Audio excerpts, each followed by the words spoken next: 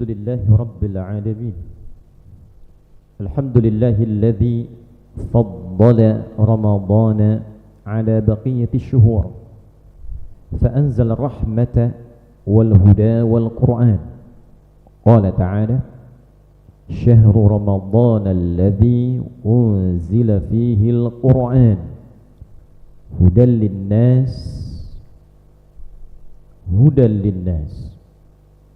ثم الصلاة والسلام على أشرف الأنبياء والمرسلين نبينا وسيدنا محمد الذي أرسل رحمة للعالمين والذي شد مئزره في رمضان فكان أسوة حسنة للمؤمنين، فبين فضيلة رمضان فشرح فضائل القرآن الكريم وهداه فيما يتعلق برمضان، فكان بينا من بينات من الهدى والفرقان.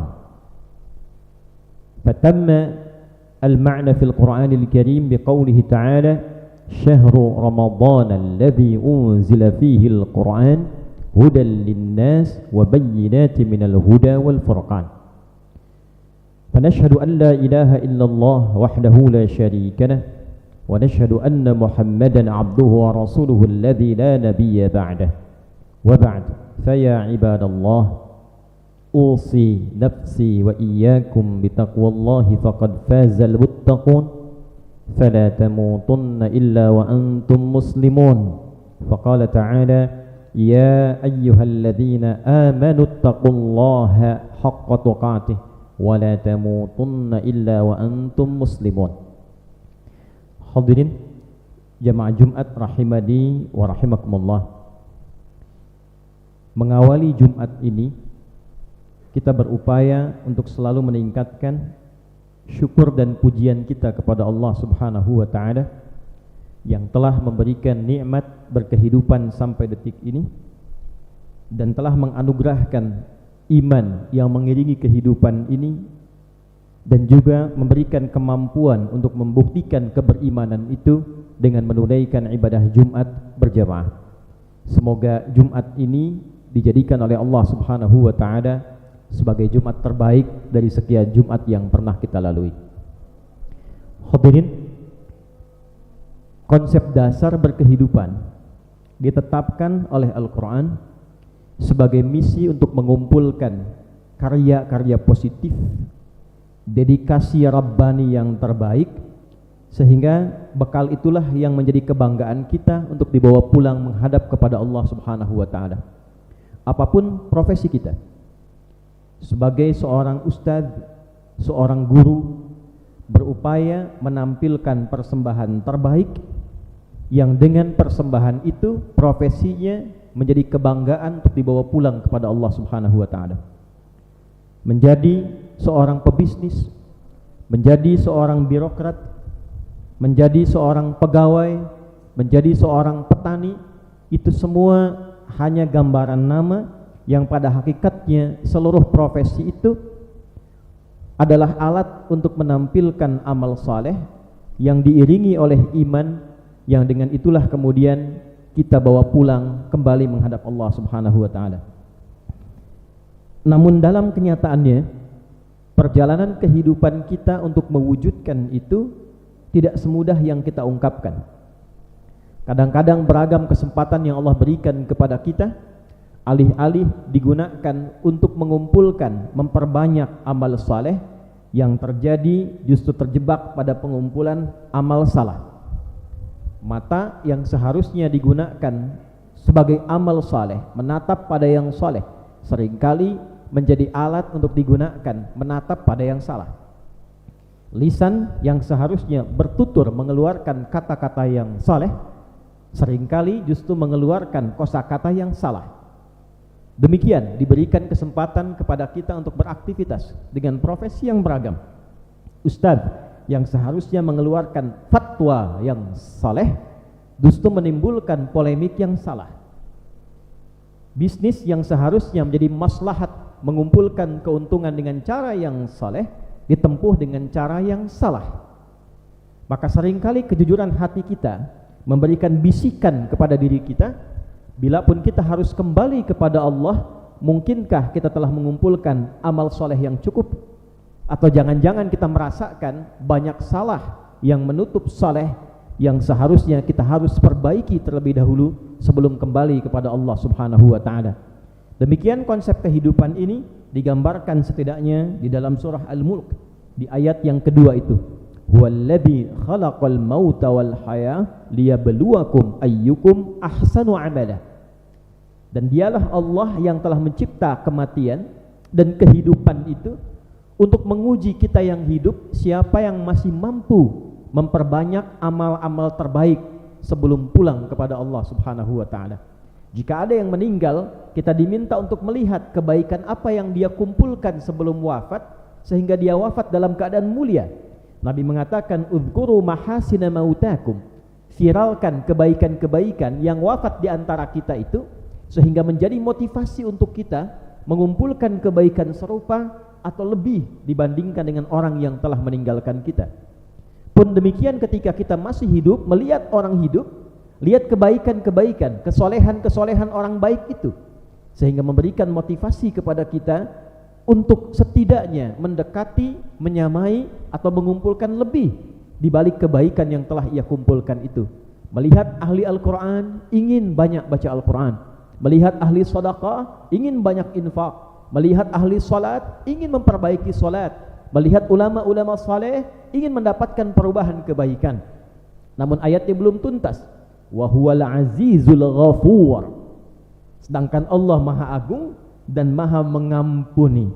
Mengapa ditutup dengan kalimat ujungnya Maha memberikan ampunan? Karena tidak sedikit di antara orang-orang hidup yang seharusnya mengoleksi amal saleh justru memperbanyak amal salah. Dari kalimat ujung ayat ini Allah memberikan kesempatan pada hambanya yang masih sadar dengan misi hidup dan ingin kembali menjadi orang saleh, ingin memperbaiki sebelum pulang kepada Allah, diberikan kesempatan dengan sifat Ghafur Allah untuk mengampuni dosa-dosa yang pernah dikerjakan, memupus salah yang pernah dilakukan, sehingga ketika salahnya hilang muncullah solehnya, dan inilah yang disebut dengan husnul khatimah.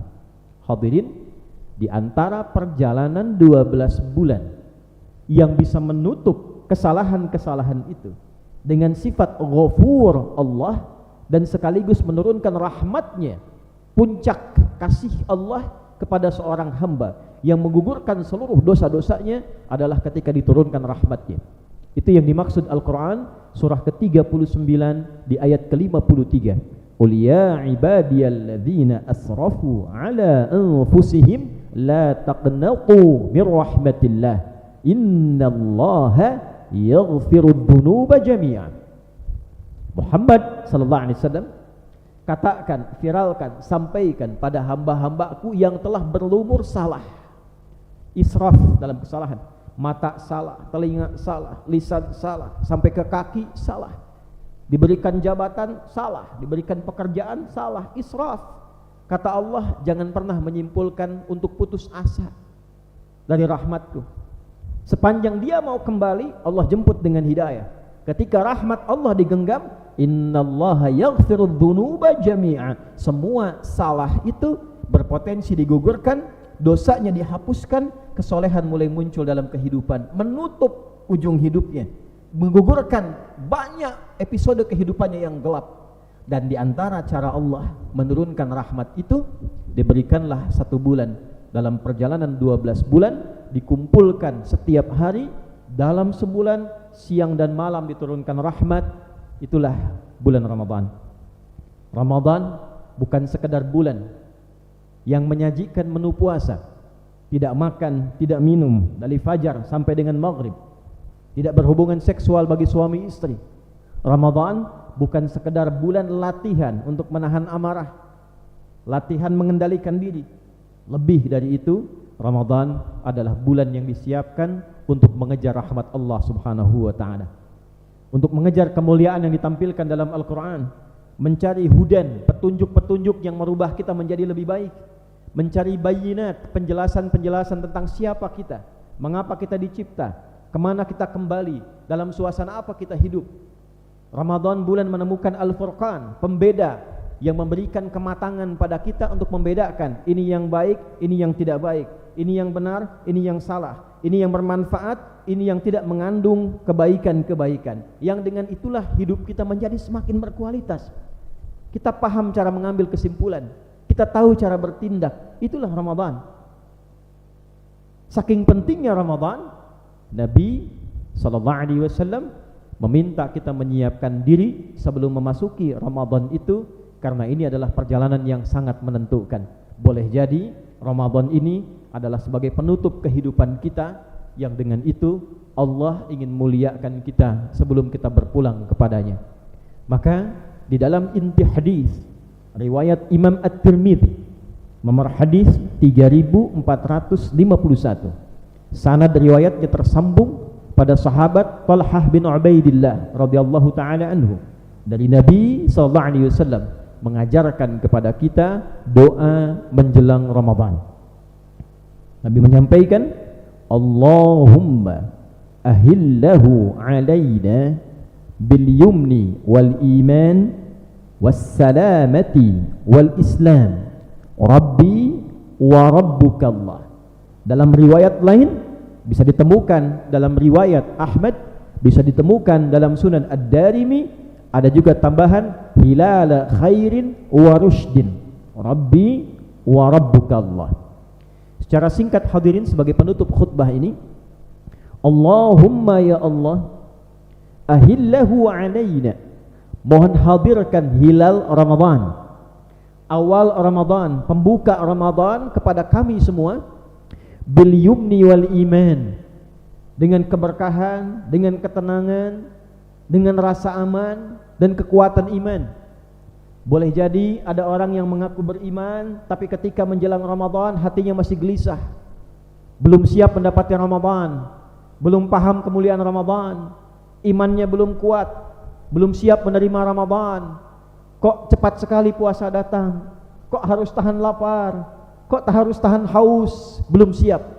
Maka doa ini memohon kepada Allah membantu supaya disiapkan hati ini untuk menerima Ramadan dengan penuh kenyamanan, keberkahan dan kekuatan iman.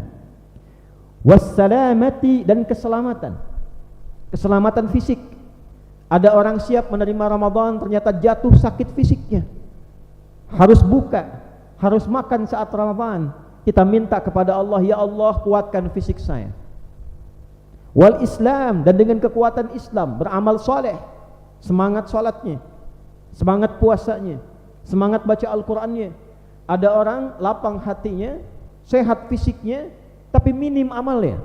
Tarawih malas, Quran tidak khatam, puasa hanya nunggu maghrib, baru sahur sudah lihat kapan buka, jam berapa buka. Maka kita minta kekuatan pada Allah untuk menikmati Ramadan dengan amal saleh. Sedang baca Al-Quran tak terasa tiba-tiba buka datang. Sedang sholat berdoa, setelah sahur doa, tiba-tiba subuh datang, dimulai puasa. Itulah keindahan Ramadan. Nikmat istighfar, nikmat berdoa. Hilala khairin wa rushdin, itulah pembuka Ramadan yang menyenangkan, penuh dengan kebaikan, penuh dengan petunjuk dan kemuliaan. Lalu kita mengkhitab, diajarkan oleh Nabi, ya hilal Rabbi wa rabbukallah, Tuhanku dan Tuhanmu sama, yaitu Allah.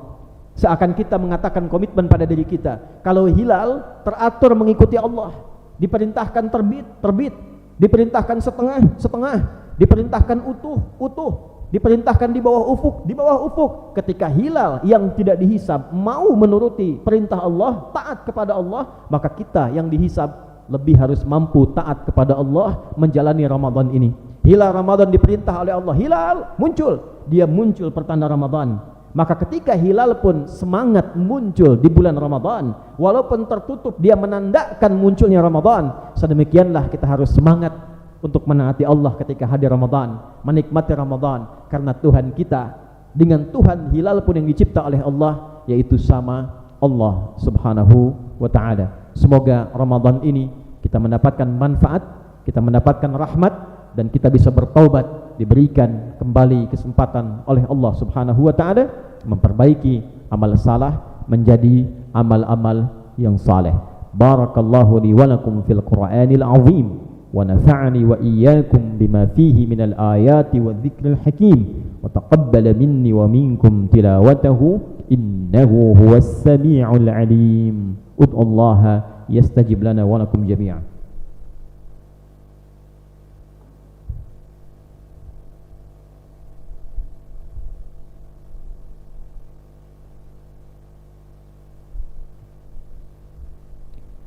Alhamdulillah wassalatu wassalamu ala rasulillah nabiyyina wa sayyidina Muhammad ibn Abdullah wa ala alihi wa sahbihi wa man walah. Nashhadu an la ilaha illallah wahdahu la sharika lah wa nashhadu anna Muhammadan abduhu wa rasuluhu alladhi la nabiyya ba'dah.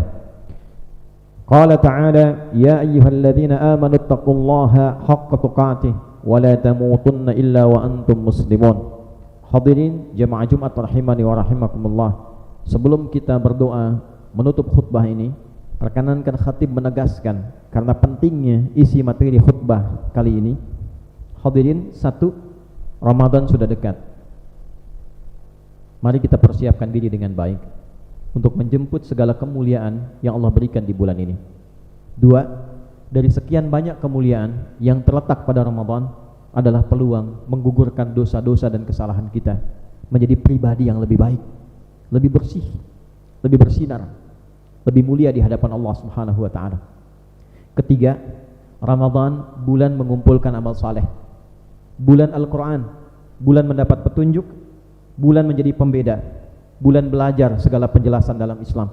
Manfaatkan kemampuan intelektual kita untuk menangkap ini sehingga mampu berinteraksi dengan semua nilai yang terkandung dalam Al-Qur'an. Ulama-ulama biasanya dulu liburnya ngajarnya libur, mengajar libur. Para pakar berupaya mentadaburi Al-Quran. Imam Asy-Syafi'i biasa di luar Ramadan tiap hari khatam sekali Al-Quran, Ramadan 2 kali khatam Al-Quran. Semua menggali Al-Quran untuk menjawab firman Allah Subhanahu wa taala, untuk merespon firman Allah Subhanahu wa taala, untuk mengejar keutamaan firman Allah Subhanahu wa taala. Di surah Al-Baqarah itu di ayat 185, Syahrul Ramadan alladzi unzila fihi al-Quran hudal linnas wa bayyinatin minal huda wal furqan. Di Ramadan adalah bulan Al-Quran. Jangan sampai kita tidak baca Al-Quran.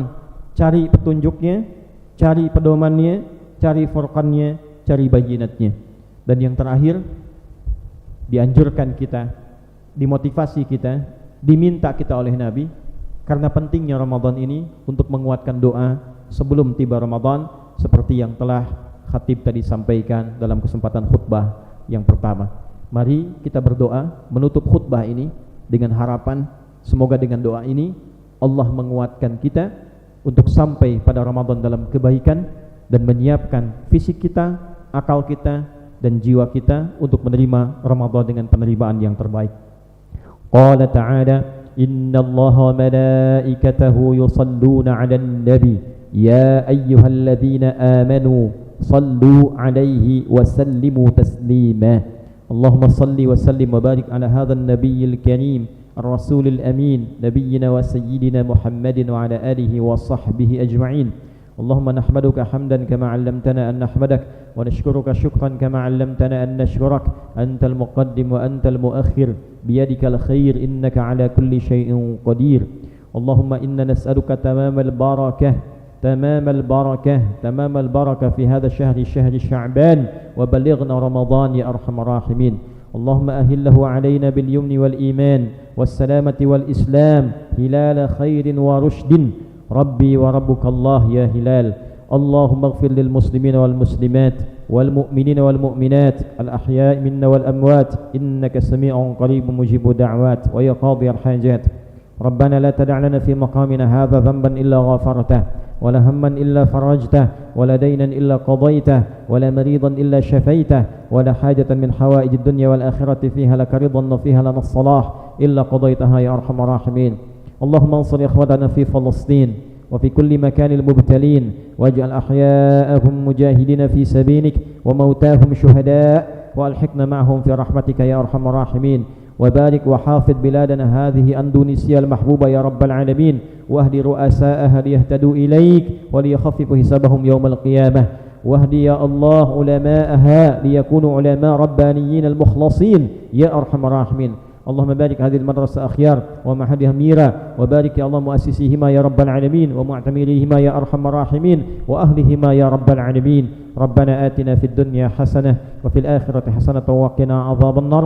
وصلى الله على سيدنا محمد وعلى آله وصحبه أجمعين، وآخر دعوانا سبحانك اللهم ربنا وبحمدك نشهد أن لا إله إلا أنت نستغفرك ونتوب إليك والحمد لله رب العالمين.